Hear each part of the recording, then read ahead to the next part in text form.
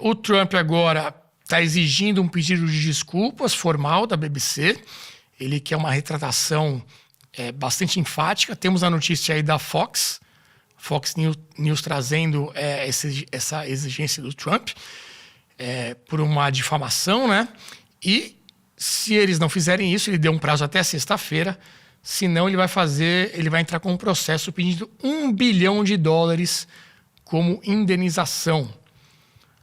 O Lobão, acho que ficou claro ali, né, o que aconteceu. E aí a gente vê a que ponto pode chegar a imprensa quando compra alguma pauta ali, né, alguma causa. O que eu fiquei muito impressionado com isso, pelo seguinte: a gente que acompanha a imprensa já há muitos anos, eu mesmo leio o jornal desde os 15 anos, eu estudava porque aqui seria jornal de papel, sujava o dedo, né, etc.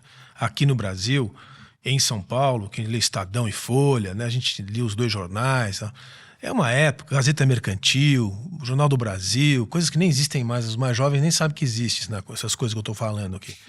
Mas a gente sabia, você sabia o que aquela instituição, a quem ela servia e o que ela defendia do ponto de vista mais nobre das ideias.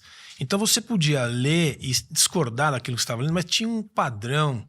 Uma honestidade intelectual. Né? Um padrão editorial, entende? Assim, o Estadão era um jornal, vamos dizer assim, conservador. Tinha uma história de luta pela democracia lá no período republicano.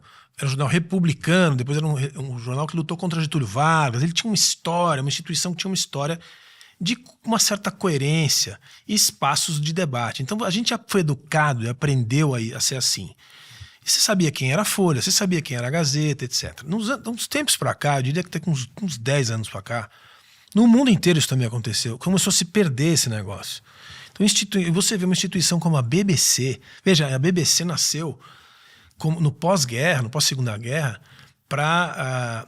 ela serviu como exemplo no pós-segunda guerra para países se usarem a imprensa livre, estatal livre, para promover os valores da democracia. Por exemplo, a Deutsche Welle, que é a rádio e televisão alemã estatal, ela nasceu baseando-se no modelo BBC. Entende? Então são instituições muito históricas, importantes para representar valores. Você vê a BBC fazendo esse trabalho porcaria, me permita, mas vagabundo, tá certo? Uma instituição desse país, desse tamanho, com essa história, você parar para pensar realmente o que aconteceu com a mídia. Porque eu não vou nem falar das nacionais, tá? Para não gerar problema aqui, mas os grandes grupos nossos aqui, todo mundo vai entender o que eu estou falando, também não se servem mais a fazer o que se fazia antes, que era tentar fazer jornalismo. Jornalismo e ativismo virou a mesma coisa. O cara era jornalista.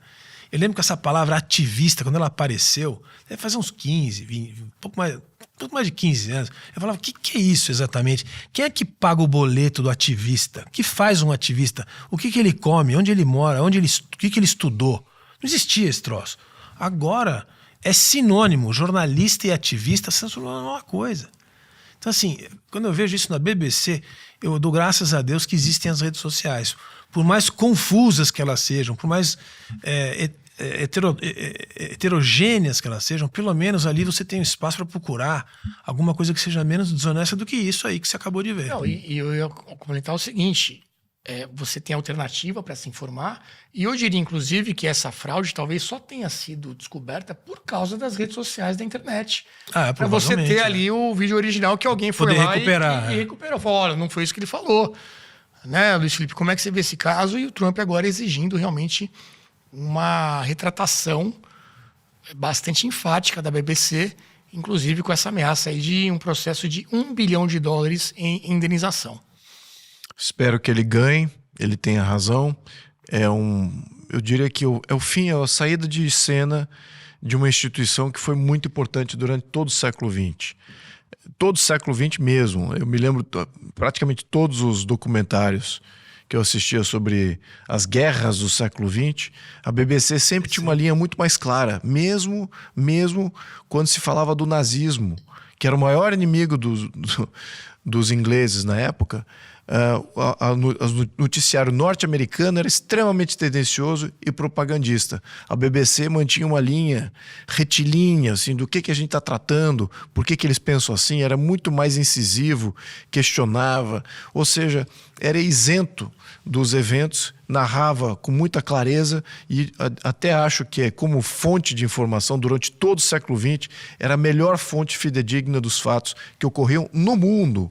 Então, o que nós estamos vendo agora é a partidarização dessa, talvez, a última instituição que não era partidária, que já deixou de ser isenta há muito tempo, mas agora, saindo de cena, eu diria que é uma saída de cena mesmo, né? Porque, ao menos para quem apreciava ou associava alguma reputação à BBC, nós vemos exatamente um fim de um processo aí muito longo de desgaste de aparelho, primeiro de controle. Acho que ela perdeu o seu controle financeiro. Quem é que controla a BBC? A gente vai olhar, se for cavar... BBC é estatal. Vai encontrar, mas vai encontrar o Deep State, né? Ou é um Deep State ou é um grande grupo, corporação multinacional que controla os interesses midiáticos no mundo. É sempre assim. É uma dessas duas aí que controla.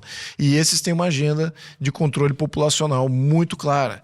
Então ela sucumbiu a esses interesses. Ela deixou de ser isenta, sobreviveu ao nazismo de uma maneira gloriosa, sobreviveu até à propaganda de guerra norte-americana, manteve sempre uma linha.